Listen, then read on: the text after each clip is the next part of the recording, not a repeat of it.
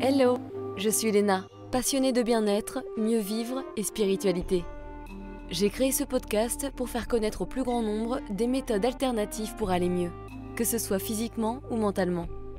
Quels que soient vos problèmes, quelles que soient vos croyances, restons ouverts, restons curieux et testons. Bonjour à tous, et voici la suite de l'épisode sur les aliments ultra transformés avec Anthony Fardet, ingénieur agroalimentaire, docteur en nutrition humaine, auteur du livre Halte aux aliments ultra transformés, mangeons vrai. Bonne écoute! Et alors qu'est-ce que ça provoque dans l'organisme? Comment ça fonctionne? J'imagine que chacun a sa propre fonction, mais quand je vois le sirop de glucose ou je sais pas, le gluten qui est complètement avec du pain refait et sur refait, qu'est-ce que ça provoque dans l'organisme? Alors, il faut distinguer deux effets, l'effet matrice et l'effet composition. C'est-à-dire qu'en fait, euh, la- le potentiel santé d'un aliment, c'est une combinaison de l'effet matrice et de l'effet composition. Mais l'effet matrice est le plus important, c'est lui le plus important qui prédomine, puisque c'est la matrice, comme on le disait au début, qui va gouverner Mm, l'effet santé des nutriments. mm. Donc en fait, on va d'abord, si on regarde l'effet matrice, on s'aperçoit qu'on a des aliments qui sont statistiquement sur un grand nombre moins rassasiants et plus hyperglycémiants. Donc en fait, on a des matrices alimentaires qui dérégulent l'acte alimentaire. Et la dérégulation de l'acte alimentaire, ça peut être d'augmenter l'index glycémique, de diminuer la satiété, donc de favoriser une prise alimentaire plus importante dans la journée. Ouais, exactement. Euh, c'est des aliments qui se mangent aussi de manière souvent isolée, par exemple les repas en poudre. Donc on a aussi un lien entre la fragmentation de l'aliment et la fragmentation de la vie sociale. C'est-à-dire que plus on mange seul, plus on a tendance à aller vers les aliments ultra transformés. Donc si vous voulez, pour revenir à l'aliment, on a une matrice alimentaire qui, par son artificialisation et sa dégradation, va déréguler le devenir métabolique des nutriments, fibres, macronutriments et micronutriments. Ça, c'est le point fondamental. Et une étude de 2019 de Hall et collaborateurs a montré que sur 2 semaines, quand on a un régime ultra transformé, eh bien, on consomme jusqu'à 20% de calories en plus par rapport à un groupe qui consommait sur 2 semaines un régime non ultra transformé. Et d'autres études ont montré qu'en 1 minute, avec les aliments ultra transformés, on pouvait consommer de 56 à 100% de calories en plus en 1 minute. Non, puis comme tu dis, ça cale pas. Ben, on a quelque chose dans la texture qui fait qu'on en mange plus. Par exemple, vous verrez que dans les aliments ultra transformés, vous avez beaucoup plus souvent des textures liquides, molles. Mm. Par exemple, l'alimentation ultra transformée pour enfants est souvent très friable, très molle. Le fromage pour enfants, les pâtes fromagères ultra transformées sont molles, alors que les fromages pour adultes non ultra transformés sont solides. Vous avez beaucoup de soda, beaucoup de yaourt à boire. Donc en fait, il faut aussi que les gens sachent que plus l'aliment est solide, plus il est rassasiant. Un aliment solide est plus rassasiant qu'un aliment semi-solide ou visqueux ou mou. Et un aliment mou, semi-solide ou visqueux est plus rassasiant qu'un aliment liquide. Donc il faut toujours favoriser les formes solides à liquides et molles. Et donc, dans les ultra transformés, on a beaucoup de textures modifiées avec des propriétés sensorielles artificiellement exacerbées et qui peut aussi déréguler dans la tête le sentiment associé à certains nutriments, c'est-à-dire à l'amertume, au sucré, puisqu'il n'y a pas de concordance entre la vraie teneur de l'aliment en ses composés et ce que perçoit le cerveau. Donc ça, c'est la cause première, c'est-à-dire qu'on a des matrices qui dérégulent l'acte alimentaire et le devenir métabolique des nutriments. Et la conséquence, et là on en vient à l'effet composition, la conséquence, c'est qu'on consomme en excès sucre, sel, gras, souvent de mauvaise C'est qualité, ça. et tout un tas de xénobiotiques. Alors les xénobiotiques, ça vient de xénos étranger, c'est-à-dire des composés étrangers au corps humain. Ça peut être des additifs de synthèse, des arômes de synthèse, ça peut être des composés qui migrent des emballages, des composés néoformés. Mais ce n'est qu'un effet. Donc il ne faut pas se tromper de cible. Il ne faut pas se focaliser sur les effets en disant moins sucré, moins salé, moins gras. Parce que si je vous dis moins sucré, vous allez passer d'un soda normal à un soda light. Mais le soda light n'est ni meilleur pour l'environnement, ni pour la santé. Il est aussi ultra transformé.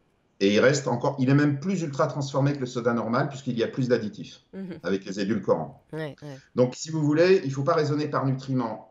Et on fait l'erreur de se focaliser sur les effets, ce qui entraîne tous les scores de composition sur la planète, qui se focalisent sur les effets. Mais c'est une erreur. il faudrait se focaliser sur la cause, c'est-à-dire la matrice. Et donc, c'est plus des scores de composition dont on a besoin, c'est des scores du degré de transformation, comme NOVA, puisque l'ultra-transformation vient de la classification brésilienne NOVA, qui a été inventée en 2009-2010.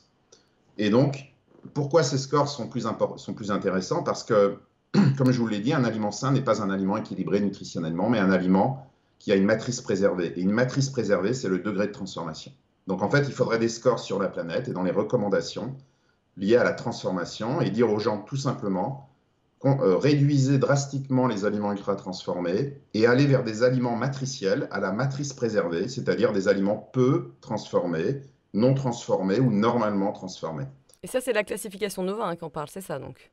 C'est ça, Nova, qui veut dire nouveau en portugais, et qui classe les aliments en 4 groupes en observant ce qu'on a dans les cuisines. Et vous pourrez tous faire l'exercice chez vous. Vous verrez qu'il y a 4 aliments. Vous avez les aliments bruts ou peu transformés. C'est les poissons frais, les fruits frais, les légumes, le yaourt nature. Oui, nature, on dit bien nature, hein, pas aux fruits ou autre chose. Voilà, parce que les yaourts aux fruits sont majoritairement ultra transformés. Ensuite, vous avez les ingrédients culinaires dans vos placards, tout ce qui est poivre, sel, épices, sucre, les huiles. Donc ça, on les appelle ingrédients culinaires parce qu'on ne les mange pas tels quels. Personne ne va manger une assiette de poivre, hein. Donc, c'est ce qui est extrait de la nature ou des aliments bruts pour assaisonner les aliments. Et enfin, non, pas enfin, troisième groupe, les aliments transformés, qui sont tout simplement les ingrédients culinaires ajoutés aux aliments peu ou pas transformés.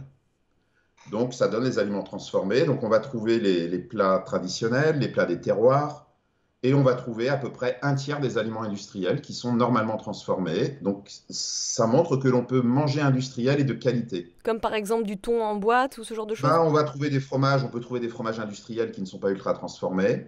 On va trouver les pâtes alimentaires qui sont non ultra transformées. Les yaourts nature, on va trouver des conserves, on peut trouver, quand vous achetez un sachet de lentilles, une boîte en carton de lentilles, c'est pas ultra transformé et c'est industriel. Donc voilà, et c'est pour ça nous qu'on a développé l'application SIGA, qui est dérivée de Nova, qui est disponible sur smartphone et qui permet justement d'identifier dans les produits industriels ceux qui ne sont pas ultra transformés. Donc qui sont soit peu transformés, normalement transformés, voilà.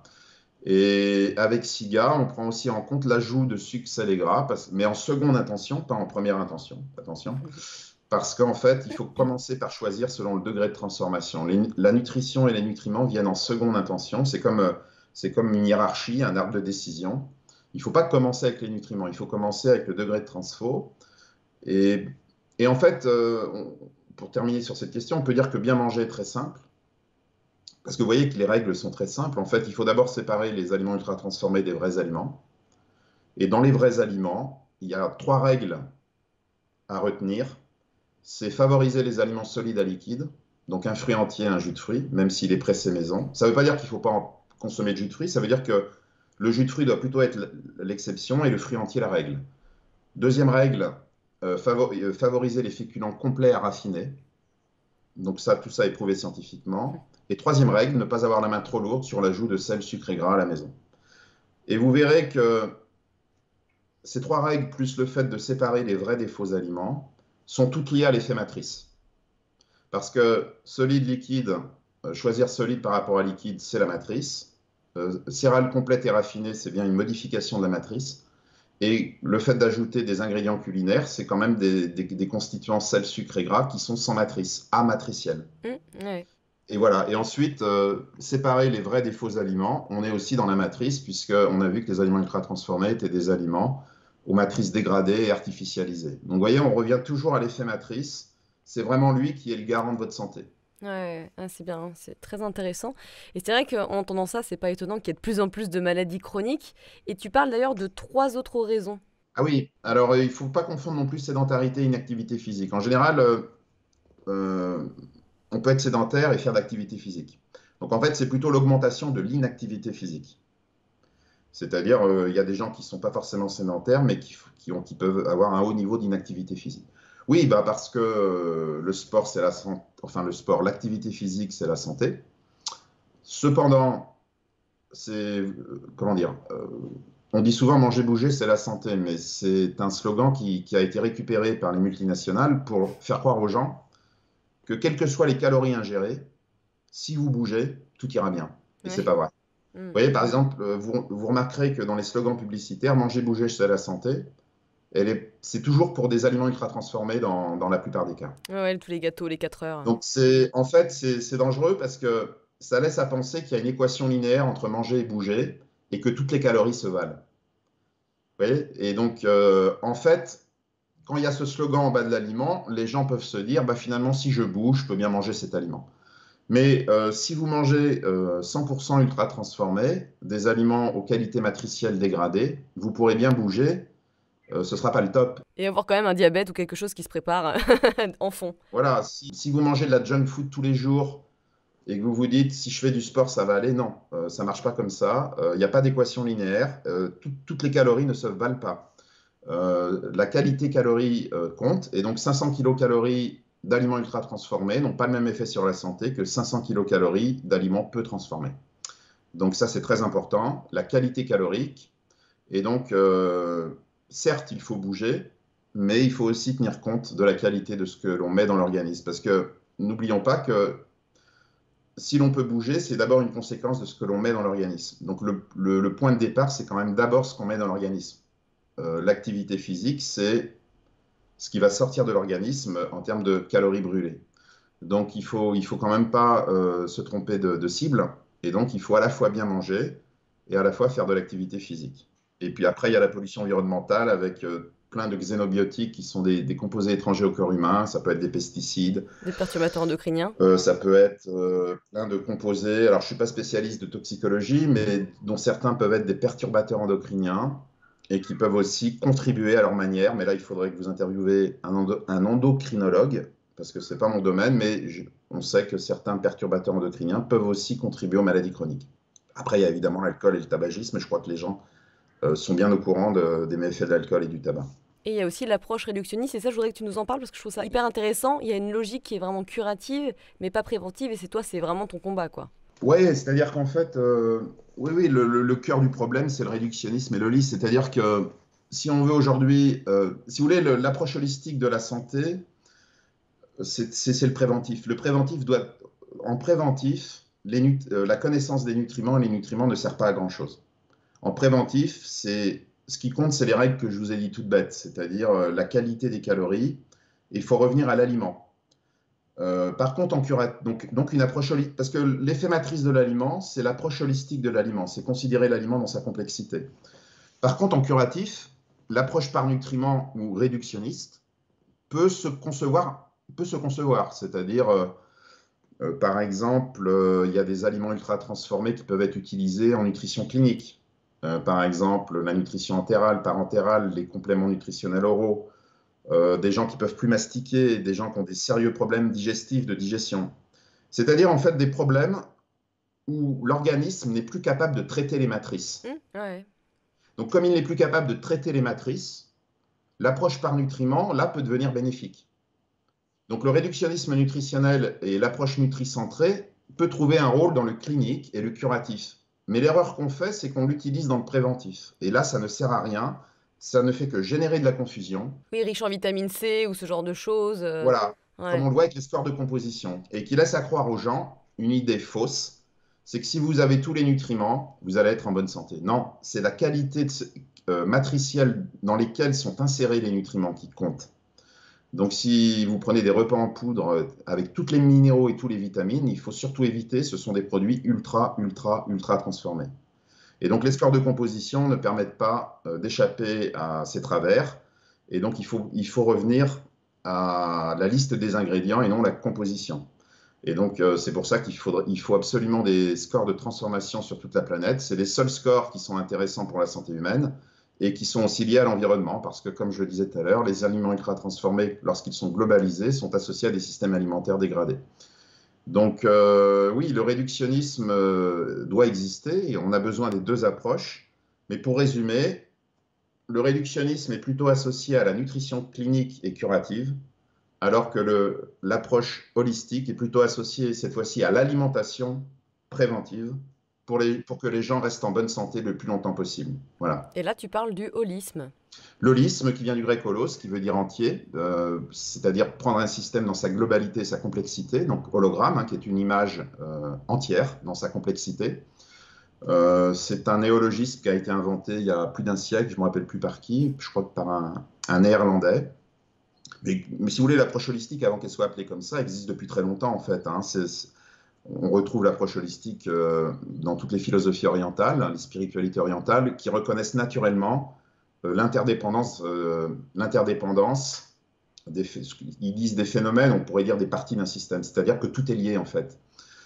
Parce que si vous voulez, pour que les gens comprennent bien, tout système complexe dans la nature, ça peut être un aliment, un organisme humain, un paysage, ce sont des parties qui sont liées entre elles. Donc le chercheur réductionniste, lui, s'intéresse aux parties, il déconstruit le système et il va étudier les parties séparément pour essayer même de les optimiser. Et toutes les parties du système qui empêchent cette optimisation vont être retirées. Par exemple, dans l'agriculture intensive, qui est réductionniste, on parle de mauvaises herbes, parce que ce sont des parties du système que l'on imagine qui vont gêner l'optimisation des autres parties. Donc ça revient à dire que l'approche réductionniste, quand elle devient ultra-réductionniste, c'est-à-dire qu'elle s'est complètement déconnectée du système de départ, devient manichéenne. Et quand on revient par exemple à des modes d'agriculture holistique comme l'agroécologie ou le bio, eux au contraire, ils reconnaissent que toute partie du système est utile et que c'est la synergie de l'ensemble qui crée la santé. Dans l'agroécologie, ce qui est appelé mauvaise herbe dans l'agriculture intensive ultra-réductionniste n'est plus une mauvaise herbe. Ouais. C'est un élément du système qui peut être utilisé au contraire pour la résilience du système. Et donc, l'erreur qu'on a fait dans les aliments ultra-transformés, c'est qu'on s'est focalisé sur les parties, on a diabolisé certaines parties et les aliments qui les contenaient, et on a oublié que ce qui était la santé de l'aliment, c'était les liens entre les parties, entre les nutriments.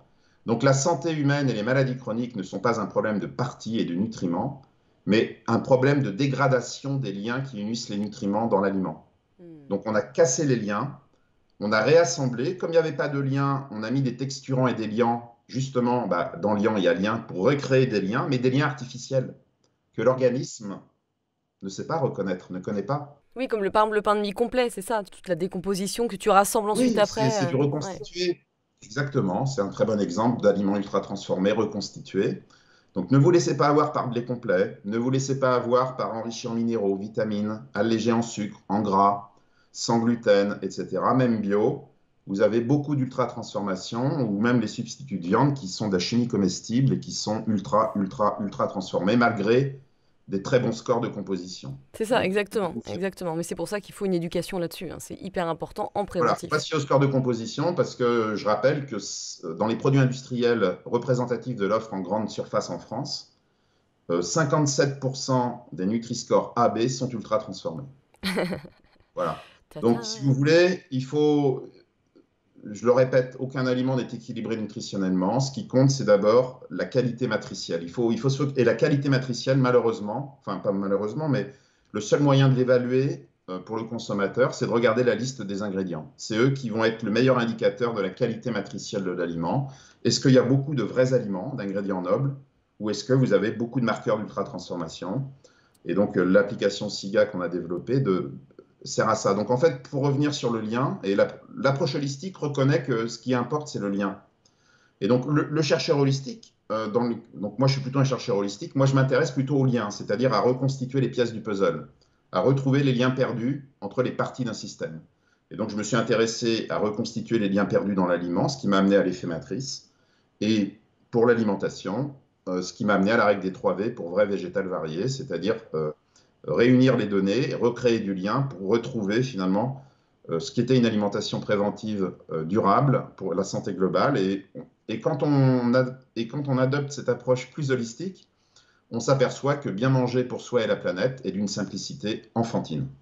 Oui, c'est clair, bien sûr. Mais c'est vrai que c'est là où tu vois la limite de toutes les applications que je ne citerai pas, mais qui te donnent des scores, comme tu dis, parce qu'en fin de compte, déjà, ça t'enseigne pas, en fait, ça t'apprend rien.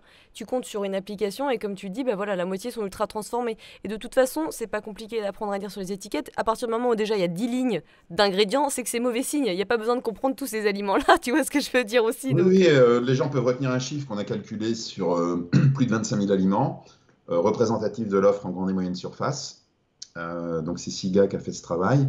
Eh bien, au-delà de 5 ingrédients, c'est-à-dire 6 et plus sur la liste, vous avez plus de 75% de chances que l'aliment soit ultra transformé, plus de 3 chances sur 4. Donc ça veut dire qu'il y a quand même des aliments qui peuvent avoir plus de 5 ingrédients et qui ne sont pas ultra transformés, mais statistiquement, la probabilité est d'au moins 3 sur 4, donc elle est très élevée. Donc si vous avez plus de 5 ingrédients, faites attention, regardez la liste des ingrédients. Si vous ne les reconnaissez pas trop, que vous voyez des noms un peu bizarres, soit vous reposez l'aliment et vous essayez de trouver le même aliment mais qui n'est pas ultra transformé, ou alors vous l'achetez mais vous le consommez à l'occasion, c'est-à-dire... Tu vois, je le vois avec le houmous par exemple. Le houmous que tu achètes, il peut y avoir du houmous qui est très simple, la compo est vraiment nickel, et puis tu as des houmous où ils rajoutent plein de choses inconnues au bataillon. Oui. Et c'est là où tu vois, tu reposes ton petit pot de houmous et t'en prends un autre. Ou même mieux, hein, évidemment, tu le fais toi-même, mais bon. Oui, c'est ça. C'est-à-dire qu'en fait, les aliments ultra transformés peuvent, pour certains d'entre eux, peuvent en fait ressemblent aux aliments transformés du groupe 3 Nova, mais avec souvent des listes d'ingrédients 2 fois plus longues ou 3 fois plus longues. Entre la recette du 4 quarts maison et la recette du 4 quarts industriel, Pourtant, c'est pas compliqué, hein, 4 quarts, mais oui, effectivement. voilà. Donc a priori, c'est le même aliment, mais pourtant il y en a un qui est ultra transformé et pas l'autre. Donc en Ouais. fait, voilà, pour les gens qui nous écoutent, vous voyez, les choses sont très simples. Il faut d'abord aller vers les vrais aliments. Et dans les vrais aliments, je rappelle les 3 règles. Favoriser les formes solides à liquides, favoriser les féculents complets raffinés et ne pas ajouter trop de sucre salé gras en quantité tout à fait raisonnable dans vos desserts ou aux plats préparés. Voilà, tout est dit, hein. Ces règles sont largement suffisantes pour rester en bonne santé. Et on pourrait rajouter dans la règle vrai végétal varié. Donc, il y a une hiérarchie, hein. C'est une règle générique qu'on a élaborée dans notre laboratoire, qui est en quelque sorte universelle, c'est-à-dire que ce sont les 3 dimensions qui gouvernent la relation alimentation-santé globale, c'est-à-dire humaine et planétaire. Et donc, ces 3 dimensions, on les a réunies avec l'émergence de cette nouvelle dimension qui a été longtemps négligée, qui est le degré de transformation. Donc, vrai, c'est le degré de transformation, c'est-à-dire favoriser les vrais sur les faux aliments, avec ne pas dépasser 1 à 2 aliments ultra transformés par jour, idéalement 1, c'est-à-dire pas plus de 15% des calories quotidiennes. Donc c'est un seuil de précaution en attendant d'autres études. Ensuite, deuxième règle, il faut toujours aller dans cet ordre, hein, végétal. Donc au sein des vrais aliments, favoriser le végétal sur l'animal dans un ratio à peu près 85-15% de calories, c'est-à-dire 3 produits animaux par jour maximum pour la planète et pour la santé humaine. Et enfin, au sein des vrais produits animaux et végétaux, variés. Donc autant la règle végétale et variée s'adresse à l'effet composition de l'aliment, parce que c'est ce que produit l'agriculteur, des produits animaux et végétaux variés. Donc l'agriculteur fournit des nutriments dont le corps humain a besoin. Mais la plus importante de toutes, c'est la règle vraie. Là, c'est plus l'agriculteur qui intervient, c'est le transformateur. Et donc, Exactement. le transformateur va modifier les règles végétales et variées en modifiant la qualité matricielle des nutriments apportés par le végétal et le varié. Donc, si on a beau faire du bio végétal, si c'est ultra transformé, donc c'est plus vrai, ça sert à rien. Donc, si vous consommez bio ultra transformé hors saison et qui vient d'un autre pays, ça sert à rien. Donc, cette règle est très intéressante parce qu'elle permet d'offrir un cadre conceptuel qui fonctionne très très bien avec la réalité. Donc, le transformateur, lui, c'est lui qui va commercialiser l'aliment via le distributeur. Et donc, vous voyez bien que c'est lui qui intervient en dernier. Donc, si vous commencez par choisir avec varié et végétal ou animal, mais que c'est ultra transformé derrière, ça ne sert à rien. Donc, il faut commencer d'abord par séparer les vrais et les faux aliments. Donc, la règle vraie est la plus importante. C'est celle qui doit nous faire choisir l'aliment. Et ensuite, vous pouvez vous intéresser au varié et au végétal. Vous comprenez? Cette hiérarchie de l'information est fondamentale. C'est-à-dire qu'il faut d'abord entrer par le vrai, parce que c'est le transformateur. Donc, si vous voulez, le travail de l'agriculteur est formidable, mais si derrière c'est ultra transformé, on nivelle tout par le bas. Bah oui, ouais. Voilà. Et les nutriments que l'agriculteur ou l'éleveur fournit aux gens, eh bien, vont être beaucoup moins bénéfiques s'ils passent par la case ultra transformation et non vrai. Et ça, c'était 3 règles d'or. Les 3 règles d'or, vrai, végétal, varié, mais dans le bon sens surtout. Il faut vraiment commencer par vrai, Hmm. c'est-à-dire c'est la première question à se poser, ensuite végétal et varié, plus les trois autres petites règles dont on a parlé à plusieurs reprises. Et vous voyez que je ne parle pas de nutriments, jamais. À part l'ajout d'ingrédients culinaires, ne pas avoir la main trop lourde. Parce que ça, c'est réductionniste. Oui, puis c'est pas pour être dans le préventif. Parce que ce qui m'intéresse, c'est que les gens sains le restent le plus longtemps possible. Donc, pour rester en bonne santé le plus longtemps possible, il faut pas parler de nutriments aux gens, il faut parler d'aliments, Mm. d'alimentation, de matrice, de degré de transformation. C'est ça qui est efficace pour la société. Et donc, ça renvoie à une approche beaucoup plus holistique de l'alimentation. Voilà. Et donc, on parle de nutriments en clinique, en curatif. Quand les gens ont des déficiences, ça peut être utile de prendre un complément pour une déficience sévère, évidemment. Mais là, on commence déjà à s'éloigner du préventif et on commence déjà à être dans des problèmes de curatif. Donc, Mm. c'est important de bien comprendre que l'approche par nutriments est surtout utile en curatif. Ouais. Mais c'est vrai que tu vois, depuis qu'on est enfant, depuis très longtemps, on voit les affiches, tu sais, des pyramides alimentaires, bien connues et super old school, hein, qui ne sont plus du tout applicables par rapport à ce qu'on connaît maintenant. Qu'est-ce que t'en penses, toi? Comment tu la verrais, la pyramide parfaite? Et déjà, est-ce que ça serait une pyramide? Alors, c'est une bonne question. Alors, les premières pyramides alimentaires, c'est l'USDA, United States Department of Agriculture, aux États-Unis, qui date de 1992, qui a été reprise ensuite en France, que vous connaissez classiquement, hein, avec. Alors, il y a eu quelques modifications, il y a eu des inversions de priorité, et qui présente les groupes alimentaires. Mais on peut se dire c'est holistique, puisqu'on présente des groupes alimentaires et des aliments. Mais là, je reprends une analyse de Georgi Skrinis que j'ai citée au tout début sur Nutritionism, qui explique très bien qu'en fait, derrière ces pyramides alimentaires, on retrouve l'approche nutricentrée. C'est-à-dire qu'elle dérive du réductionnisme. Je m'explique. En bas, vous avez les fruits et légumes, c'est les micronutriments, minéraux et vitamines. Ensuite, vous avez les féculents. Les féculents, c'est quoi? Les glucides, fibres et amidon et sucre. Et amidon surtout. Ensuite, vous avez, Des protéines? et ouais, avec les produits laitiers et la viande. Donc, on trouve on trouve les macronutriments et ensuite les matières grasses. Et tout en haut, les produits sucrés, salés, gras, mais on retrouve toujours les nutriments, c'est-à-dire des nutriments qu'on a ajoutés en excès. Donc, si on décrypte ces pyramides, elles ne remettent pas du tout en cause l'ultra-transformation. Et elles sont nutricentrées. Et pendant longtemps, on n'a jamais fait de différenciation du degré de transformation. Donc, comme le disait un chercheur qui est cité par Skrinis dans Nutritionism, eh bien, je peux très bien respecter cette pyramide alimentaire en mangeant des jus de fruits industriels pour les fruits, des légumes complètement déconstruits, ultra transformés pour les légumes, des féculents raffinés pour la deuxième étage de la pyramide, ensuite des produits laitiers et animaux ultra transformés.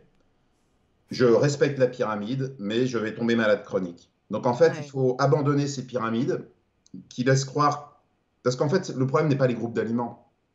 Et donc, moi, la pyramide que je propose, il y a deux types de pyramides qui seraient vraiment utiles. La première, c'est les pyramides technologiques dérivées de Nova, qui sont présentées dans le guide brésilien de 2014, qui sont les premières recommandations au monde à abandonner ces pyramides pour des pyramides technologiques, où vous avez l'aliment pas peu transformé, transformé et ultra transformé.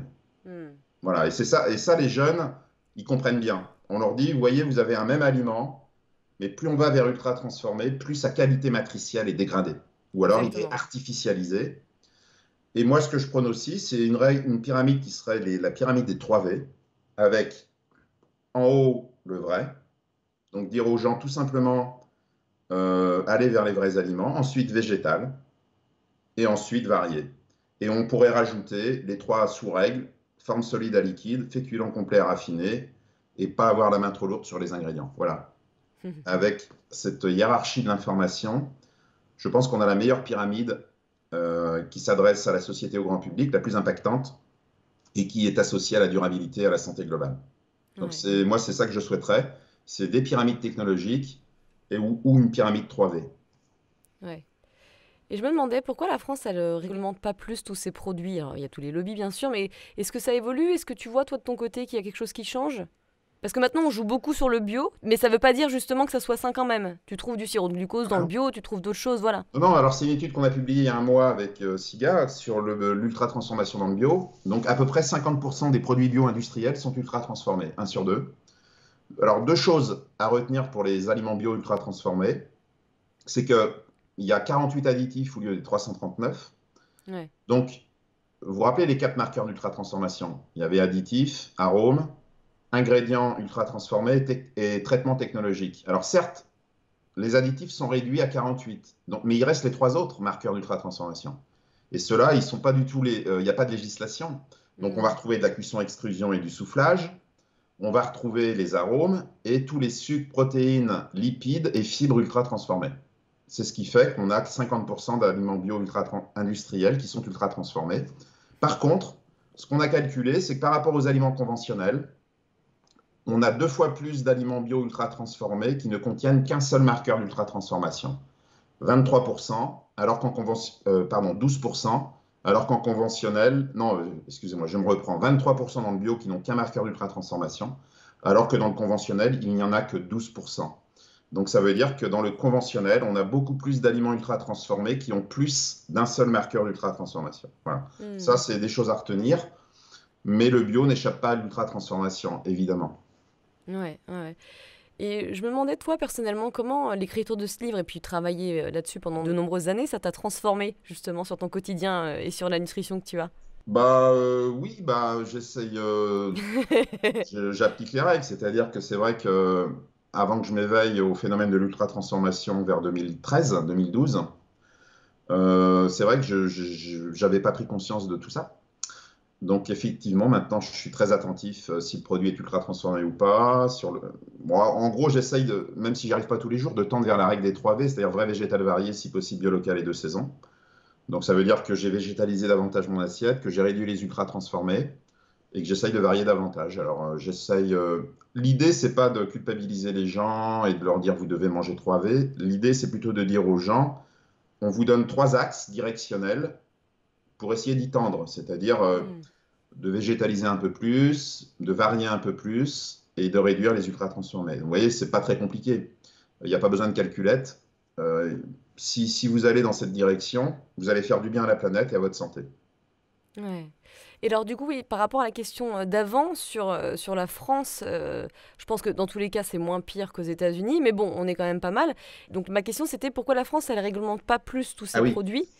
c'est compliqué parce que c'est les lobbies, hein, tout le monde le sait. Ouais, Ils sont toujours là. puissants, ils ont beaucoup d'argent, ils interviennent, ce qu'on appelle les corporate activities, donc ils interviennent, par exemple, ils sont beaucoup intervenus dans le grand sommet des Nations Unies pour les systèmes alimentaires, United Nations Food System Summit, il y a eu pas une conférence, mais une journée le 23 septembre là, à l'ONU. On sait qu'ils interviennent beaucoup pour limiter qu'on légifère. Et le problème, si vous voulez, c'est que toutes les recommandations alimentaires par pays, jusqu'à l'émergence justement de Nova et de la prise en compte du degré de transformation, n'ont jamais, n'ont jamais remis en cause l'ultra-transformation. Donc, on n'a jamais été au cœur du problème. Donc, toutes ces recommandations avant ont fait le lit de l'ultra-transformation, si vous voulez. L'approche réductionniste nutri-centrée, les ultra-transformés, ils adorent. Donc, ils n'ont jamais été remis en cause jusqu'à très récemment. Donc, on est en train de rentrer dans une nouvelle dimension où on prend en compte cette fois-ci le degré de transformation comme la composante essentielle, donc comme dans la règle des 3 V, le vrai en premier, de la relation alimentation-santé. Super. Donc, on est dans un changement de paradigme, donc il va falloir un peu de temps. Je pense qu'il y a quand même des industriels qui ont pris conscience de ça, mais comme ils ont une culture réductionniste, nutricentrée, parce que c'est très rentable, de réduire un nutriment, de rajouter un nutriment, de reformuler. Ils savent faire, c'est ce qu'on fait depuis la Ouais. nuit des temps, mais vous voyez bien que c'est ce qu'on fait depuis la nuit des temps. Je m'entends quand je parle de la nuit des temps, je veux dire depuis plusieurs dizaines d'années, les maladies chroniques continuent à augmenter, à exploser. Donc Exactement. cette approche de reformulation des aliments ultra transformés ne fonctionne pas. Et les scores de composition, malheureusement, encouragent ça. Non, il faut dire aux industriels qu'un aliment sain n'est pas un aliment équilibré nutritionnellement, mais dont le moins transformé possible. Et donc, évidemment, ça remet en cause beaucoup plus de choses et c'est beaucoup moins rentable que de rajouter un nutriment. Dans l'année prochaine, j'enlève tel nutriment, après je le rajoute, après j'en rajoute un autre. C'est Si vous ça. voulez, les combinaisons, il y en a des milliards. On peut faire des milliards d'aliments ultra transformés en raisonnant par nutriments. Hmm. par additif ou par ingrédient ultra transformé. Donc c'est très compliqué parce que les lobbies sont très puissants et agissent efficacement pour empêcher toute mesure trop drastique sur leur business. Donc moi, je prône plutôt un éveil des citoyens, puisque l'ignorance fait faire des mauvais choix et nous rend très vulnérables aux ultra-transformés, justement, parce que quand une mère ou un père de famille voit des céréales petit déjeuner marquées blé complet enrichi en vitamines, bah, Ouais, il pense qu'il fait un bon choix, alors qu'en fait, il exactement. achète un aliment ultra-transformé qui est une bombe de sucre. Eh oui, Voilà, totalement. Soyons consommateurs. c'est ça. Donc en fait, je pense que le vrai changement arrivera par la société, par l'éducation à l'alimentation. Parce que par le haut, si on attend qu'il se passe quelque chose, On est au même niveau dans 30 ans. ouais, il y a tellement d'intérêt en jeu que c'est très très compliqué. Hmm. Donc moi, je crois que c'est plutôt aux citoyens de faire bouger les lignes, et puis les industriels, je pense, suivront, parce que je veux dire, si les gens arrêtent d'acheter les ultra transformés, vous pouvez dépenser 1 milliard de lobbying et ça ne changera rien si les gens arrêtent d'acheter. Vous voyez ce que je veux dire? Donc Ouais, en fait, c'est vraiment voilà, c'est à nous d'impulser le changement et de dire aux industriels, non, on veut maintenant des aliments, des vrais aliments, qui ont des matrices préservées. D'ailleurs, les gens parlent beaucoup de naturalité, d'aliments peu transformés, etc. Donc c'est dans cette direction qu'il faut aller. Et voilà, et j'espère que les industriels sauront suivre. Et d'ailleurs, alors, ce n'est pas forcément des multinationales, mais il y a beaucoup de petites entreprises et des industriels qui font des produits maintenant de très bonne qualité. Je ne vais pas citer de marque, mais je connais des entreprises agroalimentaires qui font des aliments industriels peu transformés ou normalement transformés, sans marqueur d'ultra-transformation. Donc, ça veut dire que c'est possible, en fait. ouais. Tout est toujours possible, c'est juste une question de volonté. Hmm. Alors on va finir par un petit jeu de questions-réponses. L'idée c'est de répondre rapidement à une petite série de questions. Le livre qui t'a le plus marqué? Ah bah moi, en termes de roman, c'est le Comte de Monte Cristo. Mhm. Voilà, parce que j'aime bien, les gens connaissent hein, l'histoire, je crois qu'il est lu dans le monde entier. Et puis après, bah, en termes de bouquins, c'est Nutritionism de Georgis Krinis. C'est lui qui Ouais. m'a. Et on pourrait citer le bouquin le pendant de Nutritionism de Georgis Krinis, qui est All, Rethinking Mhm. Nutrition de Colin Campbell, Ouais. qui lui, au contraire, parle de l'importance des aliments complexes. Skrinis parle du réductionnisme nutritionnel et Colin Campbell parle de l'aliment dans sa complexité. Donc j'encourage, alors ce sont 2 livres en anglais, mais si vous voulez, quand vous avez lu ces 2 bouquins, vous avez tout compris en fait, tout compris, et ça vous servira toute votre vie. Voilà. Ouais. Une habitude à prendre? Une habitude à prendre, eh bien, c'est de faire attention à ce qu'on mange, parce que l'alimentation est le point de départ de toutes les civilisations. C'est le point de départ de tout. Tout se construit autour de l'alimentation. Même les grandes décisions politiques, à une époque, étaient prises autour d'un repas partagé. Donc, l'habitude à prendre, c'est redonner une valeur très importante à l'aliment. L'aliment soutient la vie n'a pas de prix. Donc, c'est de remettre dans ses priorités la qualité des aliments que l'on ingère, parce qu'on va régénérer les systèmes alimentaires, on va soutenir la vie, on va soutenir les agriculteurs. Donc, L'environnement. une habitude à prendre, voilà, c'est vraiment de redonner de la valeur à l'acte alimentaire qui a été Mhm. dévalorisé par l'ultra-transformation. Et donc, pour moi, c'est une urgence absolue. Hmm. Bon, l'habitude à supprimer, on devine, hein, vu le sujet. Ouais, alors l'habitude à supprimer, bah oui, c'est d'acheter des aliments qui sont délétères pour la durabilité et notre santé. Hmm. Une discipline alternative à tester absolument. Bah, la discipline alternative, non, je dirais qu'il faut vraiment développer la santé préventive, c'est-à-dire qu'on est dans le curatif. En France, on est obsédés par le curatif. On passe son temps à raccommoder un bateau qui coule et à boucher les trous, alors qu'on devrait changer la coque. Donc en fait, oui, une discipline alternative, ce serait de créer tout un ensemble de métiers autour de l'alimentation et de la santé préventive, qu'on aille voir son médecin quand on n'est pas malade, pour justement rester en bonne santé, Ouais. plutôt que d'aller le voir que quand on est malade. Et donc ça peut impliquer pour le futur de développer plein de nouveaux métiers dans la prévention. Et donc revaloriser le préventif, voilà, je pense que c'est ça l'urgence, c'est tout miser sur le préventif. Il faut évidemment garder le curatif parce qu'on va toujours, moi-même je vais tomber malade, hein, il faut bien mourir de quelque chose, mais ce que je veux dire, voilà, il faut rééquilibrer les choses. Et en Ouais. France, ça devient une urgence absolue. Où est-ce qu'on peut te trouver, te lire ou te contacter? Alors j'ai un blog personnel que j'ai créé en 2019 que je mets à jour tous les jours, qui est très complet, donc qui est anthonyfardet.com. Vous pouvez me contacter avec ce blog.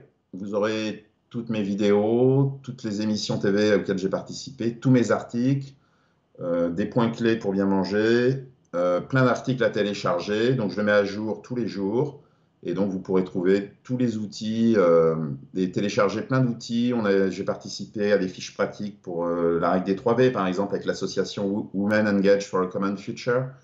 On a fait une brochure 3V. Voilà. Donc, À mettre devant son frigo. ouais, vous pouvez prendre les fiches, on les a conçues très simplement. Vous pouvez, ça tient en 3 ou 4 pages, vous pouvez les imprimer et les mettre au-dessus de votre frigo. Ouais. Merci Anthony. Ben, ça avec plaisir.